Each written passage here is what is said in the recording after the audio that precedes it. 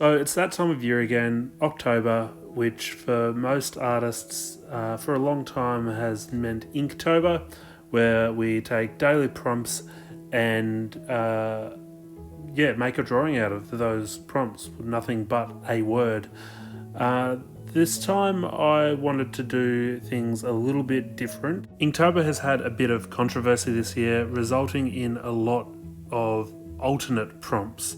So I decided that I would take 3 different prompt lists, combine them into one picture. So let's kick it off with the first one. Origami Fish and Ash. So this one's a pretty easy one to kick it off. I've never really drawn origami. I have done some origami, but it's fairly limited. What I remember of it is probably in primary school, a activity here or there of origami. And drawing it, I found that I had to use a lot of references for because I really wanted to know how the paper folded and not just make it up. I've got a lot of different references for fish in origami form. And then I decided that these fish would be on fire. Somebody started burning some of the creations. So at first I tried with just the ash look, so they burnt it and put it out for some reason.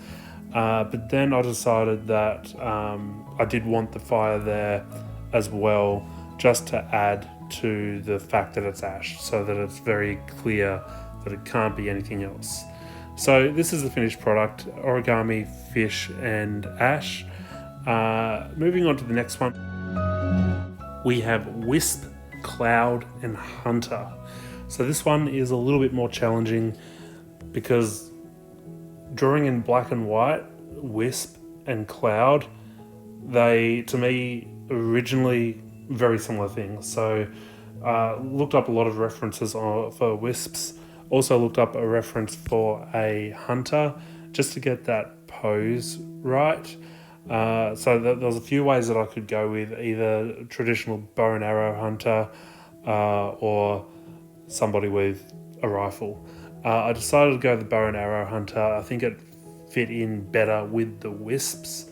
So you will see them come in a minute. I tried a few different attempts at those until I was happy. They all pretty well went in the same spots as I originally thought they would. But yeah, these are just sort of little cloud-like creatures, I suppose. Probably not cloud-like, more misty-like, some sort of vapor. But yeah, this is Wisp Cloud Hunter. So let's get on with the next one, which is a doozy. It's a bulky water vampire, whatever that means. So started off with this one with a few pre-sketches, trying to decide what I wanted to do with bulky water vampire. I did have an idea of making the vampire out of water, but I knew that I wanted him to be muscular because that is the first thing that came into mind when I heard bulky. So I still wasn't really sure what I was doing. Had to, again, lots of references for anatomy because I suck at it. So basically I've just got a vampire, very muscular looking vampire in front of an ocean. The ocean was harder than I thought it would be. The vampire with his anatomy actually reminds me a lot of Dio from JoJo's Bizarre Adventure. The face not so much. The physique definitely, because everyone in that show is bulked to the max. But yeah, this is the bulky water vampire. Next, we've got Goblin, Snow, and Radio. By the way, the 3 prompt lists that I took off this, one was Inktober, another one was something called Punktober, and another one something called Witchtober. Punktober and Witchtober I've never heard of before, but as I said, there's lots of different alternative prompt lists popping up for this time of the year due to the controversy of Inktober, which I won't get into completely because I don't completely understand it. I really just haven't done the research to understand it enough to really talk on it. There's a lot that I have heard, but I don't want to just repeat things without having a full understanding of it. But yeah, this is the snow goblins and radio. They found a radio in the middle of the snow for some reason.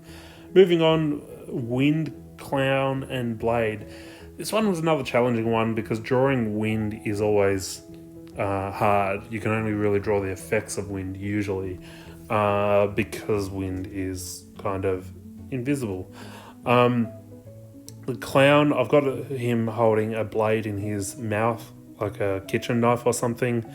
And the clown, I took inspiration from two sources. One being obviously the Joker, and another being Hisoka from Hunter x Hunter.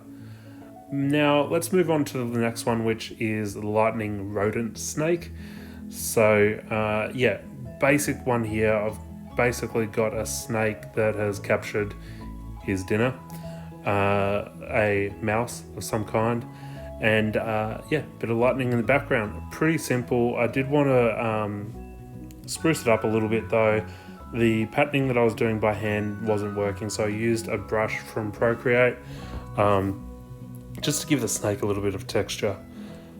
And next we have the fancy Midnight Fear. These are getting more and more challenging with the fact that not only am I putting 3 different ones together, but also drawing them in black and white. So I think for the next video, or the next part, I will potentially branch out and do some color.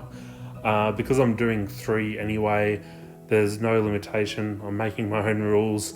But yeah, there was a lot of like, night and day and, things like that, which are hard to implement without color. I mean, night is pretty easy because it's all black anyway.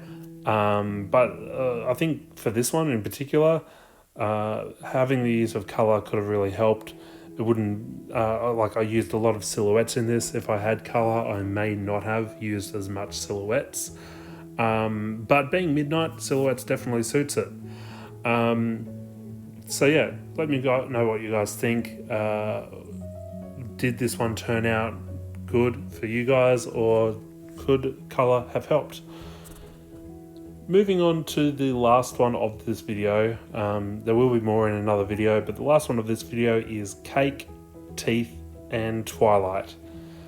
So yeah, this is another one that's hard to put together for sure.